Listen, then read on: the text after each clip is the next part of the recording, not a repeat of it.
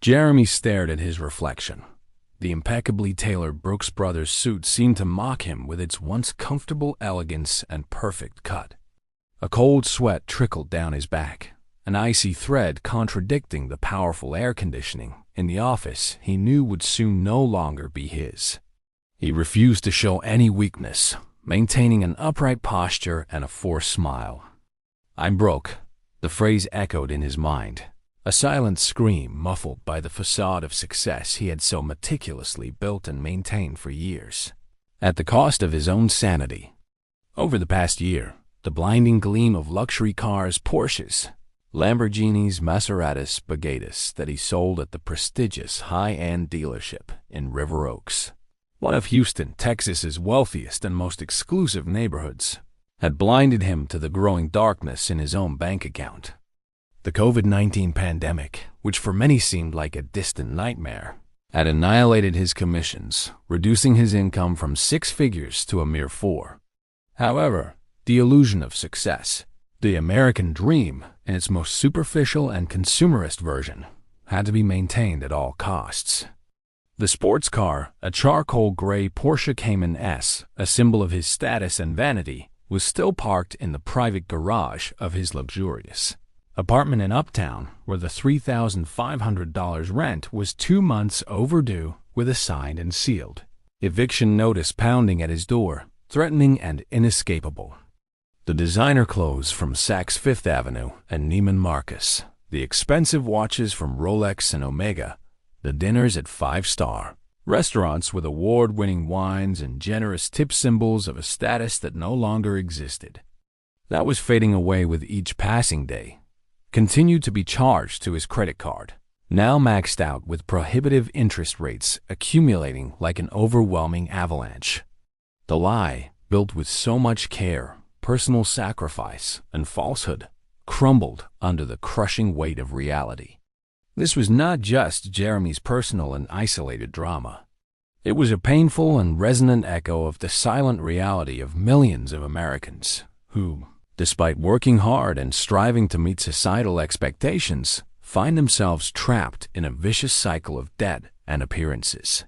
The relentless social pressure to appear wealthy, to flaunt an unattainable lifestyle and keep up appearances at any cost, was corroding the souls of men and women who, even employed in good jobs, were technically broken prisoners of their own illusions and the dictatorship of consumption.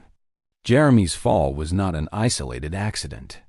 It was a visceral symptom of a culture that prioritizes empty image over real substance, apparent wealth over genuine prosperity, dragging countless individuals into the abyss of debt and financial despair. He took a deep breath, trying to stifle the dread that threatened to suffocate him, the bitter taste of failure and shame in his mouth like rusted metal. How would he tell his beloved wife, Sarah, and his 2 young children, to whom he was the great hero, that the successful man they knew and admired was, in fact, a man on the verge of ruin, a complete financial shipwreck, without a penny to his name and no immediate prospects? The robotic, impersonal voice of the condo manager, cutting through the congested phone line, sounded like a death sentence, piercing the morning silence with a brutal coldness that chilled him to the bone. "Mr. Peterson, the deadline for your rent payment has passed. Unfortunately, we will have to proceed with legal eviction if the full amount is not settled by the end of the business day." Jeremy's stomach churned violently, a knot of anxiety tightening in his throat to the point of physical pain, a pain he had grown intimately familiar with over the past few months. How had he, Jeremy Peterson, the star salesman at the largest luxury car dealership in Texas, known for closing multi-million-dollar deals, and his unparalleled charm with high-net-worth clients, reached this point of public humiliation and private despair? His mind raced, searching for a plausible justification, a quick escape, a divine miracle. But the truth was far more grim and inescapable than any flimsy excuse he could invent. Jeremy's story is not an isolated case, a financial anomaly confined to a few. It's a painful and widespread echo of the reality of millions of Americans who, despite working diligently, find themselves on the brink of ruin. According to recent data from the Federal Reserve Bank of New York, total consumer debt in the U.S. surpassed the historic mark of U.S. $17.5 trillion in the first quarter of 2024, with a significant portion of this amount comprising high-interest credit card debt and personal loans. This means a considerable segment of the population, much like Jeremy, is dangerously reliant on credit to cover basic expenses that their incomes simply cannot sustain. They are living on the edge, one misstep away from complete financial collapse, a personal crisis compounding a national one. Jeremy, in his relentless pursuit of maintaining appearances and the successful man's status quo at any cost, ignored the early warning signs that had been flashing red for months, even years. Like neglected dashboard lights, he refused to acknowledge. His income, once robust and bolstered by generous commissions from selling Porsches and Lamborghinis, drastically plummeted during the pandemic, yet his spending habits remained stubbornly unchanged, self-indulgent and oblivious to reality. He lived a life of ostentation that included $3,500 in rent for a luxury condo in Dallas, an $800 monthly payment for his Porsche, expensive dinners at high-end restaurants in Houston, and designer clothes and accessories that cost thousands of dollars each month, all to uphold an image. He believed, and was driven by this cultural and personal conviction, that this facade of prosperity was essential for his professional success, an investment in the Jeremy Peterson brand. However, his excessive use of credit cards, which he mistakenly viewed as an extension of his income and a temporary solution to cash flow problems, quickly became a bottomless pit. Minimum payments seemed harmless at first, but compound interest, which can reach annual rates of 20% to 30% or more on credit cards in the U.S., transformed small purchases into unpayable debts, growing exponentially each month, consuming not just his wallet but his soul and peace of mind. The absence of an emergency fund was the fatal blow, a grievous error that left him utterly exposed. Financial experts warn that over 60% of Americans don't even have 1,000 United States dollars in a savings account for emergencies, leaving them desperately vulnerable to any unexpected setback. For Jeremy, the few savings he possessed were rapidly devoured by his rampant spending, long before the pandemic was even a blip on his radar. He lacked a formal budget, never tracked his expenses closely, and lived in a constant state of denial about his true and alarming financial situation, ignoring calls from banks and overdue bills. The paralyzing fear of admitting his vulnerability, of disappointing his family, and of losing the status he so deeply cherished, blinded him to the severity of the situation. The fundamental rule is simple, yet brutally true. If your basic expenses, housing, food, transportation, healthcare, education, consume most of your disposable income, if you are constantly relying on credit to make ends meet and pay bills, or if an unexpected financial hit of just a few $1,000s would lead to your ruin, you are in imminent danger. For Jeremy, the alarm sounded far too late, echoing in the emptiness of his exorbitantly priced apartment and his zeroed-out bank account. For others, understanding and proactively addressing these signs can be the crucial difference between recovery and devastating, irreversible bankruptcy, which leaves deep, lasting scars. Jeremy sat on the cold bench of a public park, right in the heart of downtown Houston, just a few blocks from the glittering skyscrapers that house the major oil and gas corporations. The crumpled, sweat-stained eviction notice clutched in his trembling hand felt like a lead weight in his stomach, a stark testament to his failure. The scorching Texas sun, which usually invigorated him with its vibrant energy, seemed ridiculous given the paralyzing cold he felt inside, a gnawing emptiness. How would he explain this to Sarah, his dedicated wife and partner of a decade, and to his two young children, ages 6 and 8, who depended on him for everything, who saw him as the family's superhero? The shame was overwhelming, a crushing weight that stole his breath, slowly poisoning him from within. He had always prided himself on being the unshakable provider, the successful man, the Wolf of Wall Street of car dealerships, as his colleagues had admiringly nicknamed him. But the cold, hard reality is that millions of Americans, even those with seemingly stable jobs and reasonable incomes, are living on a financial tightrope, just one step away from total collapse, a miscalculation, a serious illness, an unexpected job loss, or any of life's unpredictable setbacks. According to recent data from the American Bankruptcy Institute and in-depth analyses by renowned economists from prestigious institutions like Harvard University and the Brookings Institution, the primary causes of personal bankruptcy in the U.S. are multifaceted and rarely boil down to a single isolated factor. Beyond unemployment, which is an obvious and devastating catalyst, a dangerous combination of high medical debt, which surprisingly represents the leading cause of bankruptcy in the U.S., affecting millions of families, even those with health insurance.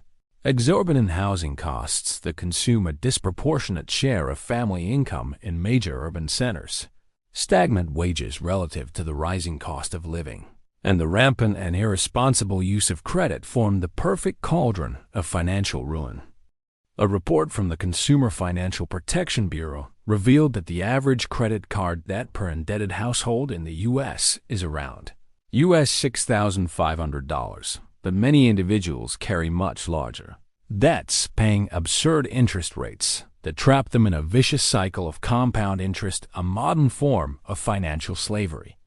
In Jeremy's case, the COVID-19 pandemic acted as a relentless trigger, exposing the cracks that already existed in his financial structure, long weakened by misguided decisions and the relentless pursuit of a life of appearances.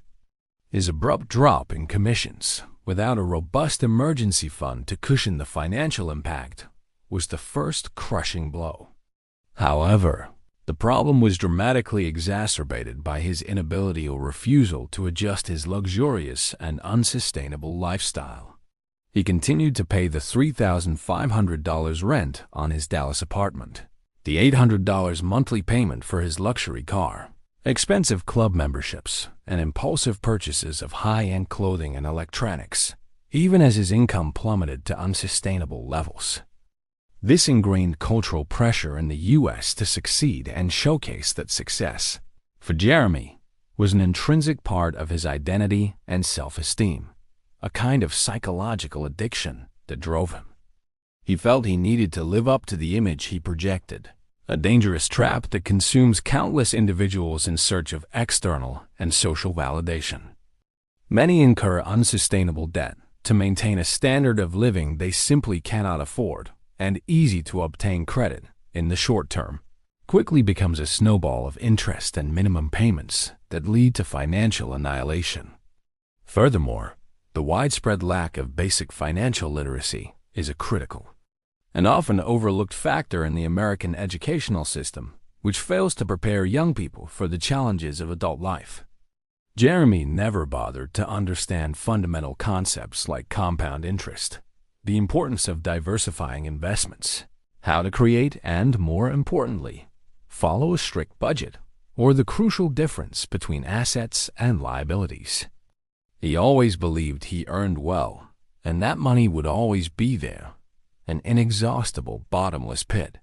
Now, with despair knocking at his door and shame consuming him, he realized the vital importance of having a solid foundation of financial knowledge and proactively managing his finances, instead of merely reacting to crises. Jeremy's bankruptcy wasn't just about negative numbers in the bank.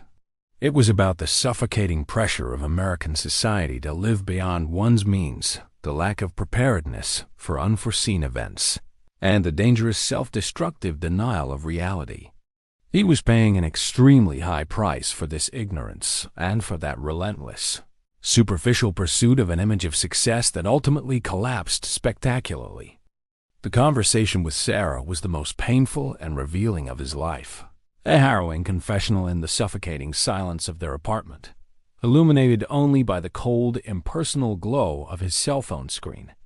Her tears, silent and incessant, streamed down her cheeks, a reflection of the overwhelming failure Jeremy felt in his soul, a mirror of his own deep pain.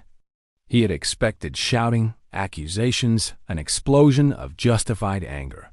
But what he received instead was an astonishing serenity, followed by a firm question, almost an ultimatum, yet imbued with profound love and unwavering determination. Jeremy, let's be honest about our situation. We need to face reality head-on, no matter how tough it is, and find a way out. Together, there's no other option now but to fight with all our strength and intelligence.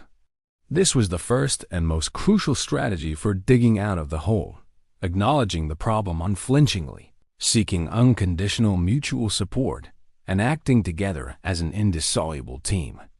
For many like Jeremy, wounded pride is an insurmountable barrier that prevents them from asking for or accepting help, an insidious internal enemy. The shame of admitting financial failure, of exposing vulnerability and perceived weakness, prevents them from seeking the necessary assistance. However, financial experts and couples therapists agree that open and honest communication, brutal honesty, and unconditional mutual support are fundamental to any successful and sustainable recovery process. As the burden becomes shared, the first tangible step Jeremy and Sarah took was to create a rigorous and uncompromising budget, a true crisis budget or survival budget. They gathered all their credit card statements, bank statements, utility bills, and collection emails, listing every single expense no matter how small, from the morning coffee at the fancy Dallas cafe to the countless streaming subscriptions they barely used, and the impulsive Amazon purchases that arrived daily. It was a brutal shock to see where the money was truly going, revealing a bottomless pit of unconscious and superfluous spending, a veritable financial hemorrhage. They cut ruthlessly. They canceled all unnecessary subscriptions, drastically reduced dining out. They now cooked meals at home using basic, inexpensive ingredients, learning to cook together and appreciate simple food. And Jeremy canceled his expensive gym membership and a golf club membership at an exclusive country club. The Porsche Cayman, once a symbol of status and success for Jeremy, was the most painful item to part with. But it was sold to pay off the financing debt and lift an enormous financial and emotional weight from his shoulders. It wasn't easy. Every cut hurt. Every renunciation was a reminder of the past, a ghost of his former life. But reality asserted itself, and the pain of seeing his bank account at zero and debts mounting outweighed his material attachment and vanity. They realized that temporary sacrifice and discipline were the only path to lasting financial freedom and peace of mind. Next, they sought professional financial counseling specializing in debt. A certified and reputable debt counselor, recommended by a friend of Sarah's who had gone through a similar situation years earlier, helped them negotiate with their creditors. Jeremy discovered that many creditors, contrary to what he had feared, were willing to renegotiate payment terms, offer installment plans with reduced interest, or in some extreme cases, even forgive a portion of the principal debt, especially when the debtor demonstrated proactivity, honesty, and a serious, viable plan for repayment. He negotiated with credit card companies and managed to reduce interest rates from 25% to 10% on some debts, transforming previously unmanageable payments into something achievable step by step. Another crucial strategy was to seek additional income streams, no matter how small the contribution seemed initially. Jeremy, leveraging his sales experience and urgent need, started driving for a ride-sharing app in his spare time and working part-time at a department store on weekends, something he would have never imagined doing before. Sarah, who had a natural talent for graphic design and digital illustration, started taking on freelance projects on online platforms, creating logos and artwork for small businesses and startups, working from home during the hours when their children were asleep. These small additional incomes, combined with drastic spending cuts, made a huge difference in the family's monthly cash flow. turning a negative balance into a positive one, however small, giving them vital breathing room and hope. Financial recovery is neither magic nor an overnight process. It's an arduous, step-by-step journey that requires unwavering discipline, constant sacrifice, and a radical change in mindset and ingrained habits. For Jeremy, it was a painful road, filled with frustrations, moments of relapse, and self-doubt. But it was necessary and ultimately transformative. He learned that true financial freedom doesn't lie in flaunting luxuries and material possessions, but in living within one's means, having absolute and conscious control over one's money, and building a secure and peaceful future free from the suffocating shackles of debt.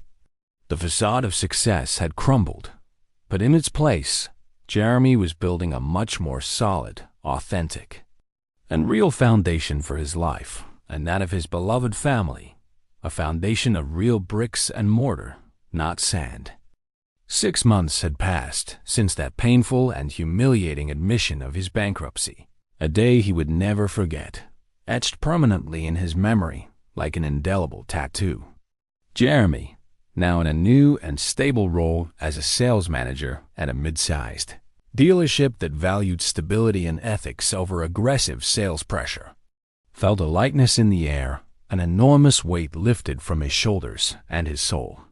The rent, now for a smaller, more affordable apartment in a quiet, family-friendly neighborhood in Houston, was strictly paid on time, religiously. The new car, a reliable and economical sedan, was a constant reminder of his shifted priorities and newfound financial awareness, without any need to impress anyone or maintain an image that wasn't real. The credit card, once his worst enemy and an inexhaustible source of temptation for irresponsible spending, was now used with extreme caution and only for small emergencies or planned purchases, paid in full by the due date without accumulating expensive interest that used to corrode his savings. The turning point in his life, he realized, didn't just come from cutting expenses and renegotiating debts, but from a deep, continuous, and transformative commitment to financial education. He and Sarah had become avid students and practitioners of the subject, devouring every piece of information available with an insatiable hunger. They devoured books by authors like Dave Ramsey, Sue Zorman, focused on women's financial empowerment, but with universal lessons on security and planning, and Robert Kiyosaki. They listened to podcasts about investing and budgeting during their daily morning walks and attended webinars by financial planning experts religiously, transforming learning into a daily habit, almost a ritual.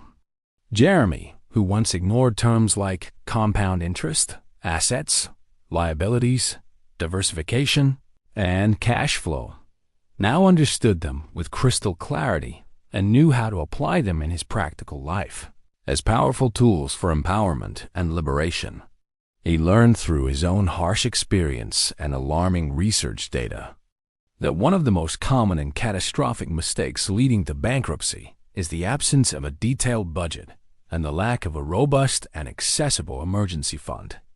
The pandemic caught him completely unprepared because he didn't have a financial cushion to absorb the sharp drop in his commission income, a fatal error that brought him to the brink of the abyss. Recent statistics from the Pew Research Center and the Federal Reserve show that a large percentage of the American population lives paycheck to paycheck with no significant savings, making them extremely vulnerable to any unforeseen event, be it an unexpected medical expense, job loss, or a widespread economic crisis. Another crucial mistake Jeremy corrected was the dangerous confusion between needs and wants, a distinction he had never truly made before. He realized that much of his impulsive and unnecessary spending was driven by the unconscious desire and social pressure to maintain appearances and fit into a lifestyle he simply could not sustain, a cultural trap that ensnared so many.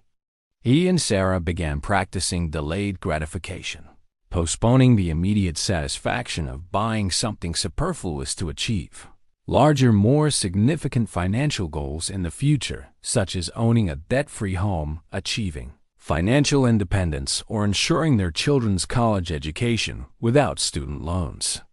They set clear, measurable, and time-bound financial goals. First, eliminate all credit card debt and personal loans. They used the debt snowball method popularized by Dave Ramsey, paying off the smallest debts first to gain momentum and motivation, then tackling the larger ones. Second, build an emergency fund equivalent to 6 months of basic family expenses to cover any unforeseen event without panicking. And third, begin investing for retirement and their children's education, using efficient and tax-advantaged investment accounts. Financial education for Jeremy wasn't just about numbers and spreadsheets or about painfully cutting expenses. It was about fundamentally changing his mindset toward money and life as a whole. It was about understanding that a person's worth isn't measured by their material possessions, the cars they drive, or the designer clothes they wear, but by their ability to live consciously, responsibly, and with purpose, building a real and lasting legacy.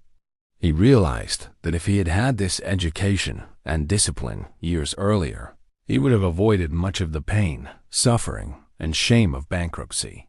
The humility to learn, the determination to apply what he learned, and the patience to see the results were the pillars of his personal and financial reconstruction. He was building a new life, a life where success was defined by security, peace of mind, and the ability to provide for his family sustainably and abundantly, rather than by the illusory and ephemeral glow of a luxury car or an empty life of appearances. With their finances stabilized, debts under control, and a solidified conscious financial mindset, Jeremy and Sarah were ready for the next crucial phase of their journey, strategically building wealth and ensuring a truly secure and prosperous future for their family.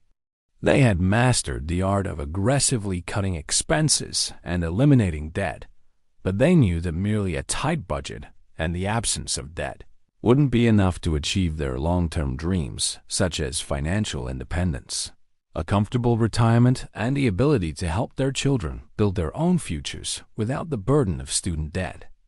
The key, they learned, was to actively increase their income and make their money work for them through smart, diversified investments.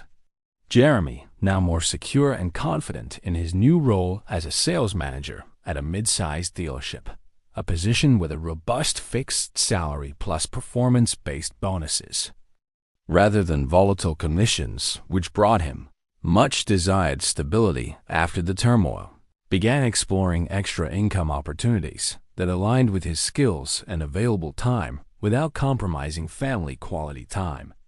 He leveraged his vast experience and knowledge in the automotive market to offer online consulting on buying, selling, and maintaining used cars, creating a small blog and a YouTube channel called Jeremy's Car Insights, where he shared valuable tips, vehicle reviews, and negotiation advice for everyday consumers. To his surprise, the channel began to grow exponentially, monetizing through Google AdSense advertising and partnerships with automotive accessory brands and insurance companies, generating a considerable extra income that became an important pillar for their finances, supplementing his salary. Sarah, with her innate talent for graphic design and digital illustration, transformed her hobby into a small business, creating and selling personalized jewelry pieces and digital art on e-commerce platforms like Etsy and at local craft fairs in Houston, which brought her not only money, but also personal satisfaction. The central idea was clear: diversify income sources to avoid exclusive reliance on a single salary, creating multiple revenue streams that could protect them from future economic crises, unexpected job losses, or any unforeseen setbacks. This strategy not only increased the family's monthly cash flow, allowing them to save and invest more, but also gave them a sense of security, control, and empowerment over their financial destiny. Beyond increasing income, they delved into the world of smart and long-term investments. With the help of a new certified and trustworthy financial advisor, an ethical and transparent professional recommended by friends who already had a solid financial foundation, They learned the basic and advanced principles of investing. They started with consistent monthly contributions to low-cost index funds, which offer instant diversification across hundreds of companies, and track the performance of broad markets like the S&P 500, minimizing individual risks.